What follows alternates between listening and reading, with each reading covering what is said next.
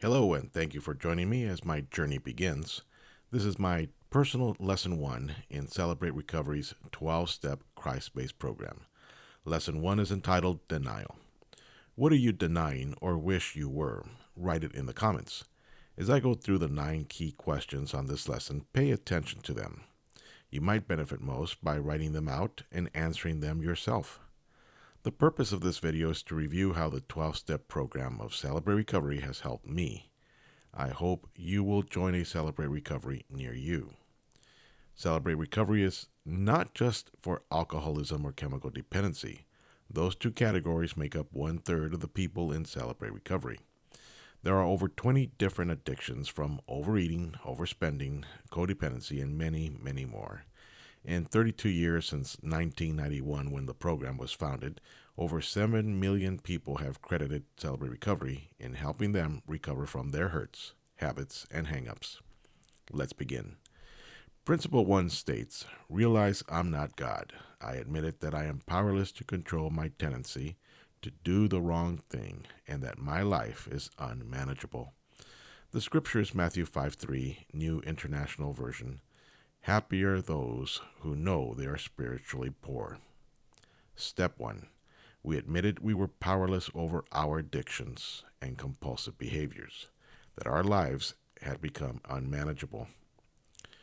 Romans 7:18, for I know that good itself does not dwell in me, that is, in my sinful nature. For I have the desire to do what is good, but I cannot carry it out. We must first face and admit our denial before we can take our first step in recovery. Jeremiah 6:14 TLB translation reads, you cannot heal a wound by saying it's not there. The acrostic for denial gives us a warning if we do not accept reality. D is for disables our feelings. We freeze our emotions.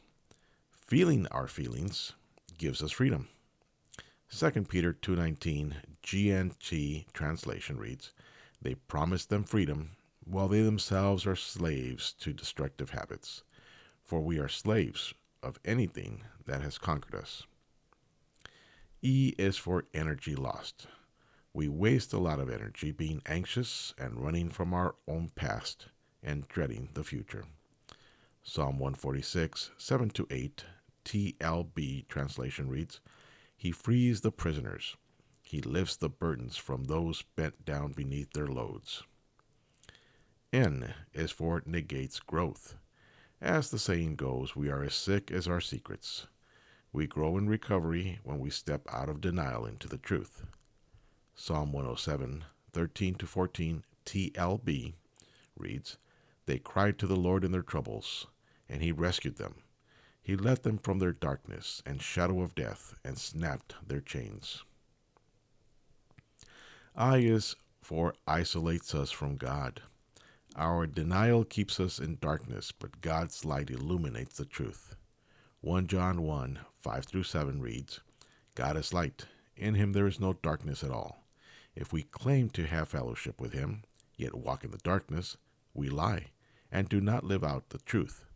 But if we walk in the light, as he is the light, we have fellowship with one another, and the blood of Jesus, his Son, purifies us from all sin.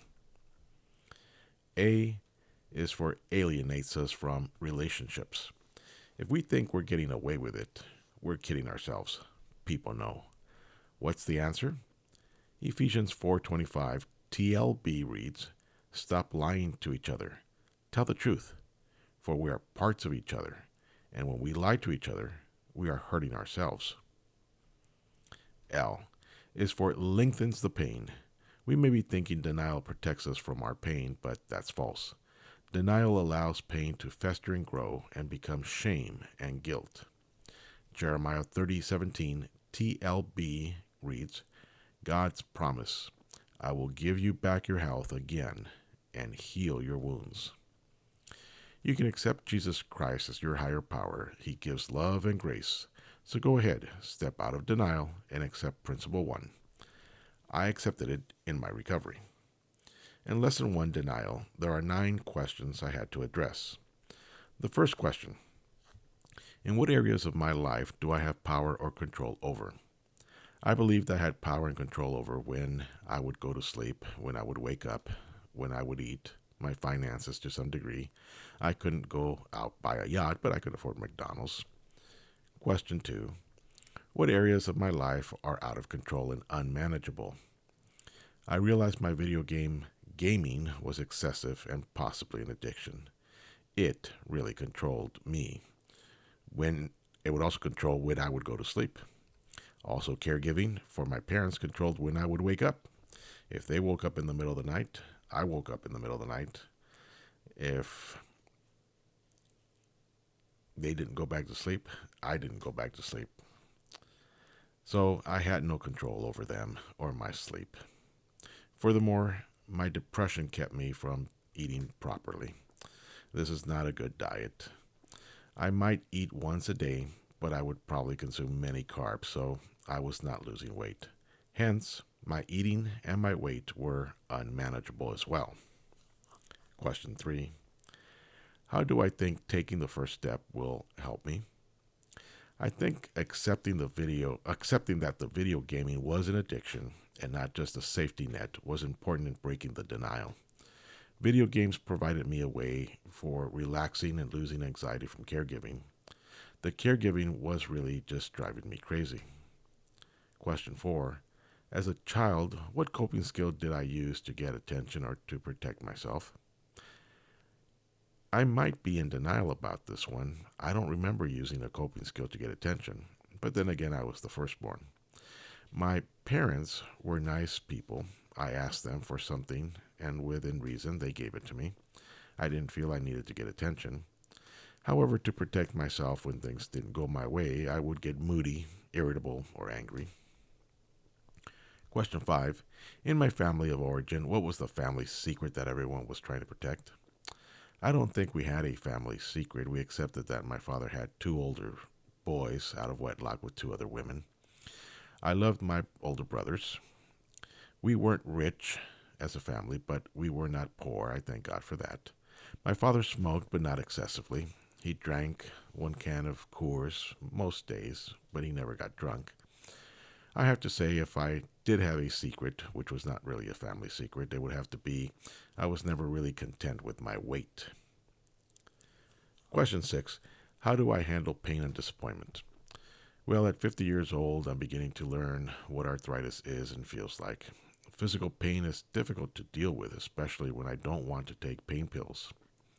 And I can be lazy and do not do my physical therapy exercises. I do pray a lot. I pray for relief, and I pray for thy kingdom to come. Disappointment. I would have to say I deal with it by ignoring it and moving on. If a disappointment, however, is very personal, I do get upset, angry, irritable, may tend to mope or lash out at others. Question 7. How can you begin to address your denial? I believe I can begin to address my denial by paying closer attention to my personal Bible study, as well as listening to other people in Celebrate Recovery. Having an accountability group has really helped. Proverb 24:6 reads, "Through many advisors there is victory." Question 8. In what areas of my life am I now beginning to face reality and break the effects of denial? I believe the area of denial I need to face the most is my dad's passing away. I feel very guilty for not being patient enough with him when I was his caregiver. I feel like I did not show him enough love. Finally, question 9. Am I starting to develop a support team? I have. I've developed a support team. I've collected names and numbers. I've gotten addresses. Removed people as they come in and out of my life and I theirs. I know I have been blocked by some friends. I reached out to them too much with my troubles, and that really broke my heart. However, we need to set boundaries and accept them. Boundaries are there for everybody's safety and sanity. If you followed along, congratulations, you finished Lesson 1 in Celebrate Recovery's 12-step program. You're welcome to look at celebraterecovery.com for a Celebrate Recovery near you. A quick overview. Celebrate Recoveries are usually held at sponsoring churches. You do not have to belong there nor attend services. Some may have a $5 dinner, so call and find out ahead of time. If you do, They usually begin half hour to 45 minutes before the event. The meetings usually begin at 7 p.m. local time. Few churches may still have sponsoring Zoom Celebrate Recoveries. I have placed 4 Zoom Celebrate Recovery links or information in my video description, so you can take a look at that. The Celebrate Recovery format is as follows. Usually there are 3 worship songs and a prayer. The 12 steps or 8 principles are read out loud. Either a testimony or a lesson is presented about every other week. Once a month, the chips commemorating intervals of recovery are offered. If you have a recovery over a hurt habit or hang-up for a month, you get a 1-month chip.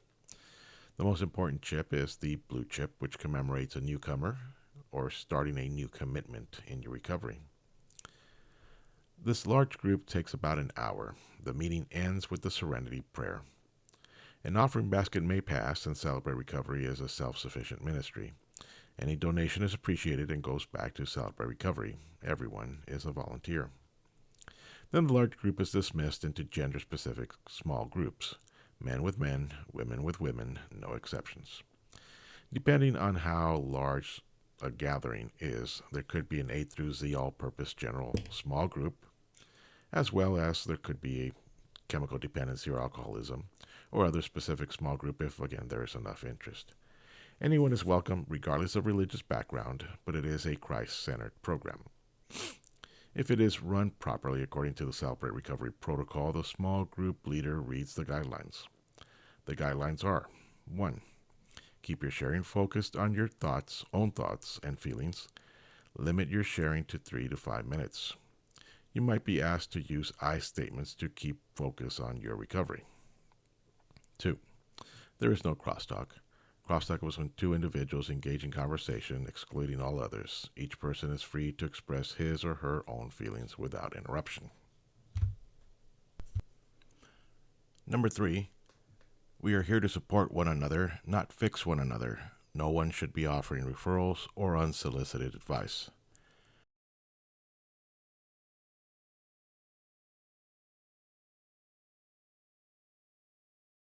Four, anonymity and confidentiality are basic requirements. What is shared in the group stays in the group. The only exception is when someone threatens to injure themselves or others. 5. Offensive language has no place in a Christ-centered recovery group. The small group opens with the leader saying a prayer. He or she then introduces himself and asks each member to introduce themselves. Someone may pass if they choose. They are not forced to share. The introduction should simply state the person's name and 1 or 2 hurts, habits, or hang-ups the person is focusing on, as well as a victory over an issue. If they are a believer in Jesus Christ, they should identify that. If they are not, they can just say their name and what hurt, habit, or hang-up brought them to Celebrate Recovery. For example, I am David, a grateful believer in Jesus Christ, suffering from grief and guilt with victory over suicide.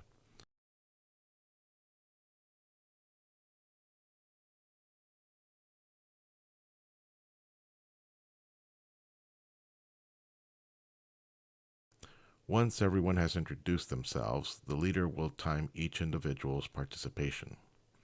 Usually, individuals can discuss either their recovery or something that caught their attention in the recovery testimony or lesson. Again, people are welcome to pass. No one is forced to share.